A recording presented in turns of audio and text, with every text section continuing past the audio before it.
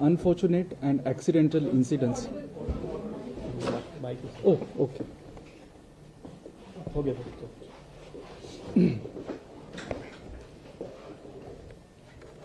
Jai Hind.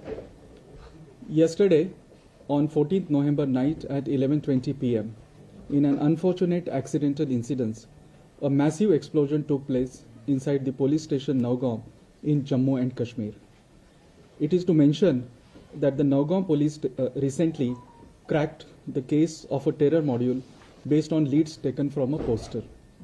During investigation of FIR number 162 of 2025 of Nowgaon police station, a huge cache of explosive substances and chemicals were recovered. The recovery was kept securely in an open area of the police station.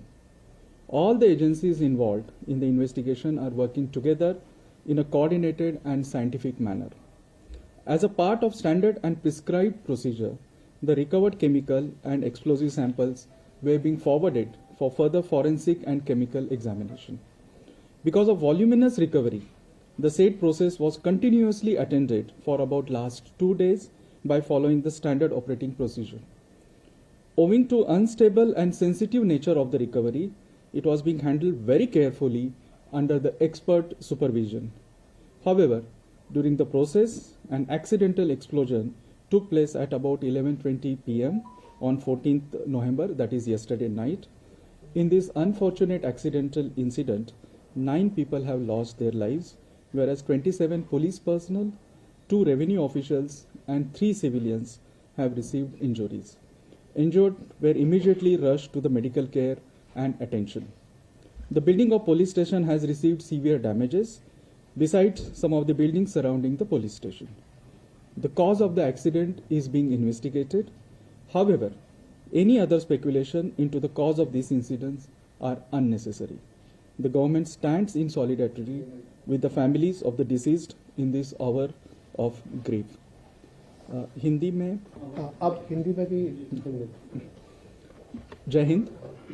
कल दिनांक 14 नवंबर की रात 11:20 पर एक दुर्भाग्यपूर्ण घटना में जम्मू कश्मीर के नौगाम पुलिस स्टेशन के अंदर एक बड़ा विस्फोट हुआ। नौगाम पुलिस स्टेशन ने हाल ही में एक पोस्टर से लिए गए लीड के आधार पर एक बड़े आतंकी मॉड्यूल का पर्दाफाश किया था। नौगांव पुलिस स्टेशन की इस एफआईआर संख्या 162 ऑफ 2025 की जांच के दौरान विस्फोटक पदार्थों और रसायनों का एक बड़ा जखीरा बरामद किया गया था। बरामद किए गए विस्फोटकों को लाकर पुलिस स्टेशन नौगांव के खुले क्षेत्र में सुरक्षित रूप से रखा गया था। जांच में शामिल सभी एजेंसियां समन्वित और वैज्ञानिक तरीके से एक साथ काम कर रही है। निर्धारित प्रक्रिया के तहत बरामदित रासायनिक विस्फोटक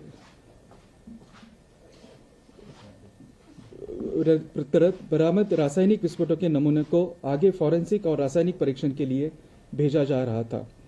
भारी मात्रा में विस्फोटकों की बरामदी के कारण पिछले 2 दिनों में यह प्रक्रिया एसओपी के तहत लगातार जारी थी। विस्फोटों की अस्थिर प्रकृति के कारण इसे एक्सपर्ट निगरानी के तहत सावधानी पूर्वक संभाला जा रहा था। हालांकि उसी के दौरान 14 नवंबर 2025 यानी कि कल रात को लगभग 11:20 अचानक एक्सीडेंटल विस्फोट हुआ। इस दुर्भाग्यपूर्ण घटना में 9 लोगों की मृत्यु हो गई और 27 पुलिसकर्मी, 2 राजस्व अधिकारी और 3 नागरिक घायल हुए। घायलों को तुरंत चिकित्सा उपचार के लिए भेजा गया है। पुलिस स्टेशन की बिल्डिंग को गंभीर क्षति पहुंची है। इसके अलावा आसपास की इमारतें भी क्षतिग्रस्त हुई हैं। घटना के कारणों की जांच की जा रही है। इस घटना के कारण की कोई अन्य अटकलें अनावश्यक है। सरकार दुख की इस घड़ी में मृतकों के परिवार के साथ एकजुटता के साथ खड़ी है। जय हिंद। धन्यवाद।